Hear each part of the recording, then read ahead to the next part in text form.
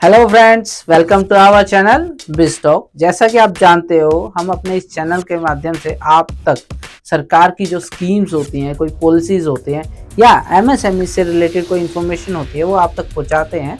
Similarly आज का हमारा वीडियो होने वाला है एसएमई आईपीओ से रिलेटेड। एसएमई आईपीओ मतलब पैसा ही पैसा। बट इसको जानने से पहले आपको एक स्टेप पीछे जाना पड़ेगा। क्या एमएसएमई होता क्या है? एमएसएमई के फुल फॉर्म है माइक्रो स्मॉल मीडियम एंटरप्राइजेस। अब आप कहोगे कि ये क्या है? इसमें आ जाते हैं, सबसे पहले आते हैं माइक्रो इंटरप्राइजेस में। माइक्रो इंटरप्राइजेस वो इंटरप्राइजेस होती हैं जहाँ पे प्लांट एंड मशीनरी के अंदर इन्वेस्टमेंट अप टू 1 CR होती है और टर्नओवर अप टू 5 CR होता है। अब आ जाते हैं स्मॉल इंटरप्राइजेस। वो इंटरप्राइजेस जहाँ पे प्लांट एंड मशीनरी के अंदर इन्वेस्टमेंट अप टू 10 CR है, यानी कि 1 से लेके 10 करोड़ तक का, और टर्नओवर 5 करोड़ से लेके 50 करोड़ तक का है। अब आ जाते हैं मीडियम इंटरप्राइजेस। वो इंटरप्राइजेस जहाँ पे प्लांट एंड मशीनरी के अंदर इन्वेस्टमेंट है हमारा 10 CR से लेके 50 CR तक, और टर्नओवर है हमारा 50 करोड़ से लेके 250 करोड़ तक। ये था हमारा एमएसएमई कंपनीज के बारे में। तो जैसा कि हमारा नाम ही है एसएमई आईपीओ, इसका मतलब माइक्रो कंपनीज जो है वो अपना आईपीओ नहीं लेके आ सकती। जैसे कि हमारे शरीर में ब्लड होता है, वैसे ही बिजनेस के लिए पैसा ब्लड का काम करता है, और सबसे बड़ा चैलेंज जो होता है वो पैसा ही होता है। आपको जानकर हैरानी होगी कि एमएसएमई कंपनीज जो है हमारे देश की जीडीपी में 27% का कंट्रीब्यूशन करती है। बट इससे शॉकिंग चीज ये है कि उनमें से 70% कंपनीज या तो स्टैग्नेंट है, ग्रो नहीं कर पा रही है, या इवन लॉस मेकिंग भी है। क्यों? क्योंकि उनको ग्रो करना है, पैसा नहीं है, फंड रेजिंग के लिमिटेड सोर्स है। आप पैसा कहाँ से लोगे? यार दोस्तों से लोगे, रिश्तेदारों से लोगे, या आप बैंकों के पास चले जाओगे जहाँ पे आप अपना घर, जायदाद, अपनी गाड़ी, अपनी फैक्ट्री, मशीन, डाटा सबको गिरवी रख दोगे, या फिर आप किसी प्राइवेट इक्विटी को ढूंढोगे जहाँ पे उसकी एक्सपेक्टेशन बहुत ज्यादा होगी, कंट्रोलिंग भी होगी, सब चीज भी होगी। तो इसी के लिए सबसे एक और नेक्स्ट जो आपका फंड रेजिंग का तरीका हो सकता है वो आईपीओ का हो सकता है, एसएमई आईपीओ का। चलो आगे समझते हैं कि एसएमई आईपीओ होता क्या है, कैसे आ सकता है, क्या आप ला सकते हो। जैसा कि अभी आपने जाना एसएमईज क्या होता है, चलो जानते हैं आईपीओ क्या होता है। आईपीओ होता है इनिशियल पब्लिक ऑफर। जब भी कोई कंपनी पब्लिक से पैसा रेज करती है, चाहे वो अपने बिजनेस को एक्सपेंड करने के लिए हो, चाहे डेट रीपेमेंट के लिए हो, चाहे कंपनी अपना स्टेक सेल कर रही हो, उसको बोलते हैं आईपीओ।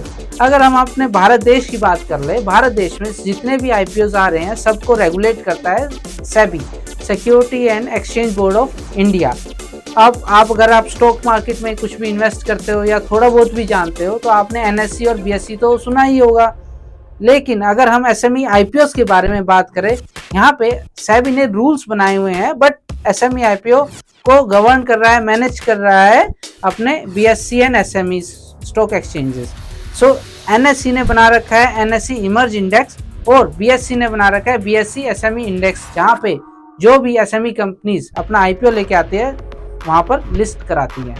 अगर आप पास्ट में देखोगे, आपने 2 आईपीओ बहुत चर्चित रहे थे, न्यूज में भी रहे थे, आपने सुना भी होगा बोस पैकेजिंग का आईपीओ, जहाँ पे उस कंपनी को रिक्वायरमेंट थी 8.41 CR की, और वो आईपीओ 135 टाइम्स सब्सक्राइब हुआ और उस कंपनी के पास बिड आई 1000 CR की।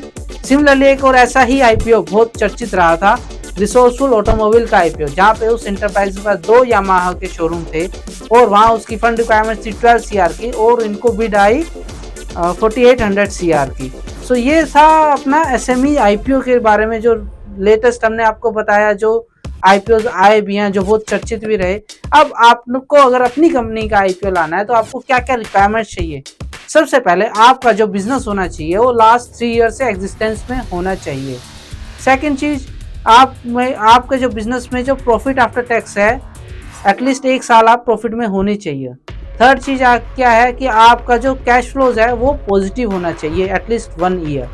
फोर्थ, आपके पिछले 1 साल में कोई भी मेजर प्रोमोटर्स चेंज नहीं होना चाहिए, और आपकी जो कंपनी है वो लिमिटेड कंपनी होनी चाहिए। अब कुछ लोगों का सवाल होगा कि यार हमारी कंपनी तो प्राइवेट लिमिटेड है, या हम पार्टनरशिप में करते हैं, या बिजनेस हमारा प्रोप्राइटरशिप फर्म है, तो आपको परेशान होने की जरूरत नहीं है, आप भी इसमें अप्लाई कर सकते हो। बट इसके लिए आपको पहले एक रिक्वायरमेंट फुलफिल करनी होगी, आपको एक एग्रीमेंट करना होगा, बिजनेस ट्रांसफर एग्रीमेंट, जिसमें आप अपना एग्जिस्टिंग बिजनेस जो भी है वो आप उस लिमिटेड कंपनी जो आपने नई कंपनी बनाई है उसके अंदर आप ट्रांसफ़र करोगे।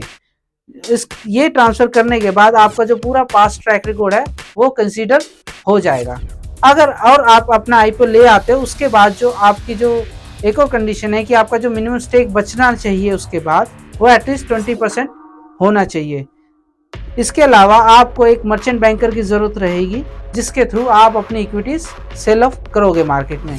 अब एक बहुत इंपॉर्टेंट सवाल हो जाता है कि यार चलो ठीक है, आपने अपनी रिक्वायरमेंट्स पूरी कर ली, बट मेरे को पैसा कितना मिलेगा, जो कि सबसे बहुत इंपॉर्टेंट सवाल है, क्योंकि पैसा ही क्या है, ब्लड है बिजनेस का।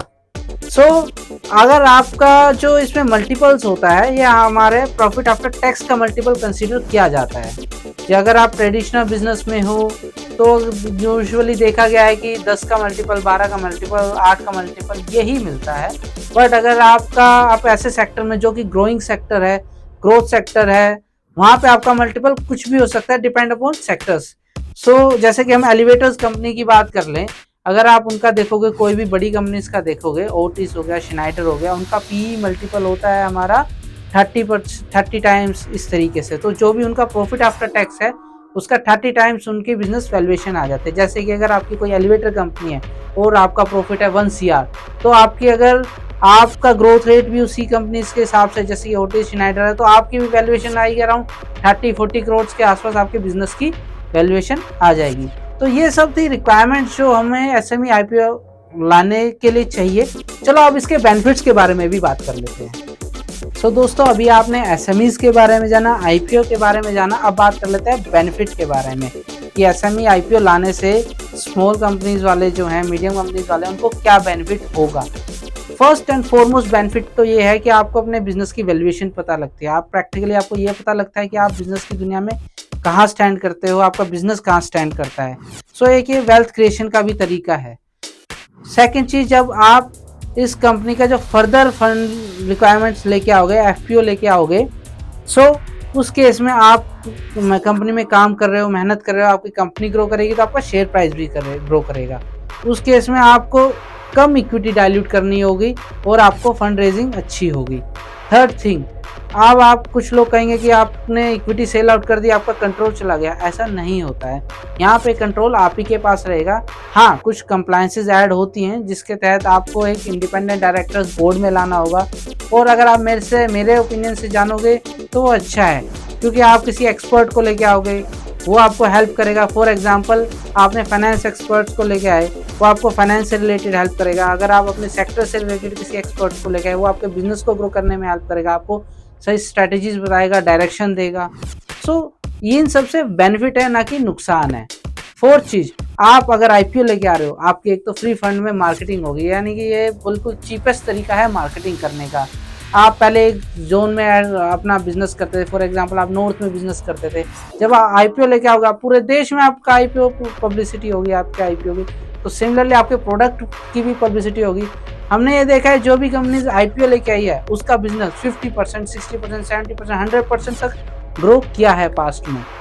फिफ्थ चीज, जब आप अपना एसएमई आईपीओ लेके आ रहे हो और आपके पास मौका है मेन बोर्ड में लिस्ट कराने का, तो ये एक तरह से आप ये कह सकते हो सिल्क रूट है मेन बोर्ड में अपने इक्विटीज लिस्ट कराने का।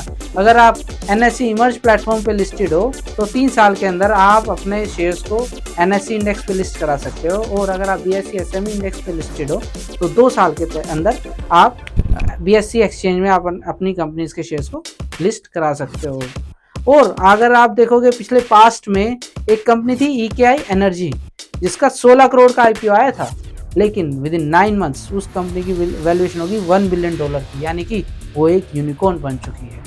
और जैसा कि आप जानते हो, रिलायंस इतनी बड़ी कंपनी है, देश की सबसे बड़ी कंपनी है मार्केट कैप के हिसाब से।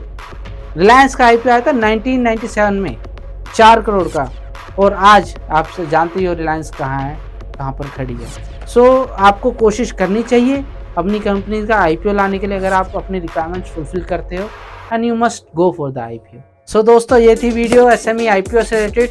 प्लीज़ कमेंट करके हमें बताएं, अपने थॉट्स शेयर करें, और we are a team of professionals. अगर आपके कोई बिजनेसमैन दोस्त या आप अपनी कंपनीज के आईपीओ के बारे में सोच रहे हो तो नीचे दिए गए नंबर पर कॉन्टैक्ट करें, हमें ईमेल करें, और कोई भी इंफॉर्मेशन आपको चाहिए वो जानें।